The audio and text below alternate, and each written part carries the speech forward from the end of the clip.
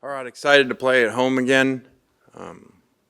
Got back to work with our players and, went through the tape and have moved on. And, Middle Tennessee came back, had a heck of a win the other night. And, I think just last year had Missouri down to the wire. So these guys have been in these type of situations and very well coached with the SEC head coach, NFL defensive coordinator.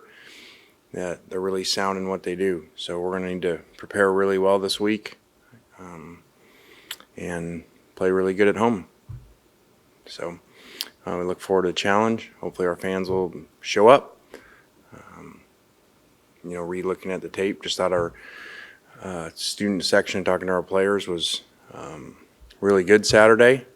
So it'd be great if the whole stadium was like that. Questions? Lane, how close was Jordan to being able to play this last weekend, and does his injury feel like something that could linger? Well, we don't really discuss. I guess we're going to have to here in a few weeks with SEC rules now, but we're not there yet. So hopefully he'll play this week. And do you expect Kiffin to be available this weekend? I actually don't. This isn't a joke, actually. I actually did get a text this morning about the stitches that they thought were maybe going to come out. They're leaving them in longer, so I think he would just be walk only. Lane, I know this is kind of a little bit about Saturday, but just a lot of the players talking about what they've seen out of Dart, just those 2 quarters. How do you feel that he can build off that heading on, the rest of this non-conference play with what he showed? Well, it's just a half of football, and I reminded these guys, even though it's a different team, different season, you got to do it every week.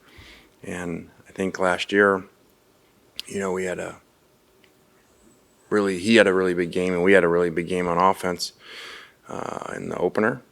And then I think week 2 went to Tulane and didn't play very well. So you got to play every week, and what you did before doesn't have anything to do with the next week. And so he needs to prepare really well, and we need to play well around him. Lane, from a professional standpoint, how familiar are you with Derek Mason, having faced some of those defenses, I believe, in your USC, if I'm not mistaken, and then obviously south of Vanderbilt and Auburn? Yeah, familiar with him. Does a great job, very sound.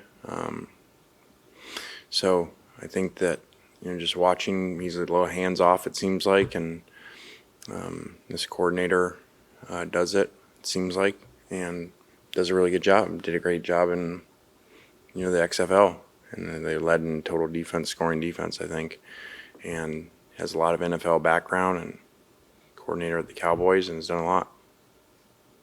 You expect Q Lawrence to play this week? What's he going through?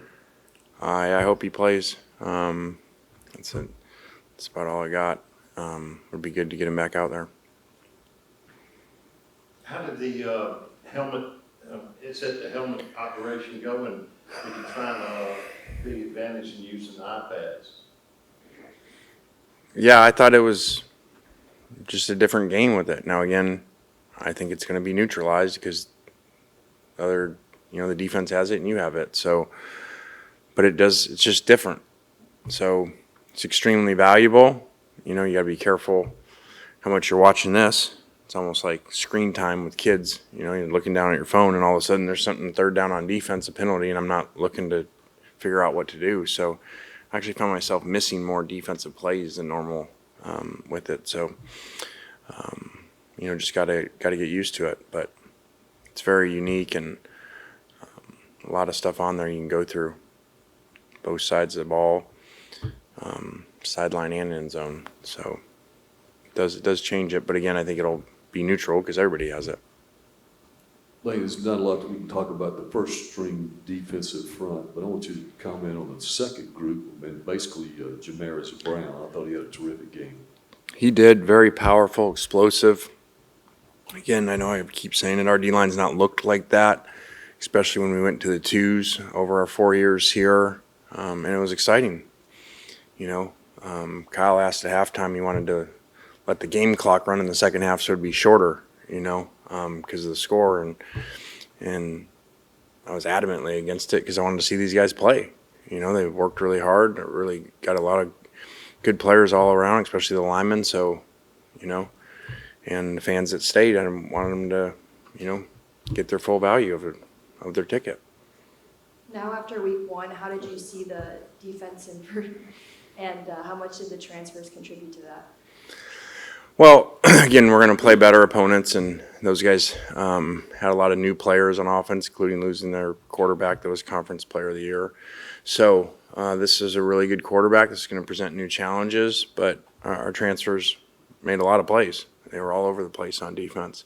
So not that I actually want to play more snaps of defense from a one standpoint, you know, because we'd love the score to go like it did, but, you know, they didn't. Like I said, most of them played in the 20s, you know, snaps. So there's a lot more football to be played, and they got to make sure they're in shape. I think we asked you right after the game, just your assessment of the offensive line and some of those new pieces after watching some film. Yeah, a lot of guys did a lot of really good things up front. It was really good to see. You know, they played really physical. Really almost everybody that was in there did, and regardless of the score, and that was a big challenge at halftime to, you know, not let the score dictate how they play and how physical they play, and I thought both sides did that. You know, you're watching guys really go after the ball, go after the opponent, and try to finish them, and you know, you're looking up and it's whatever, 60-something to nothing, and they're still doing it on film. So that was a really good first game, like I said last night.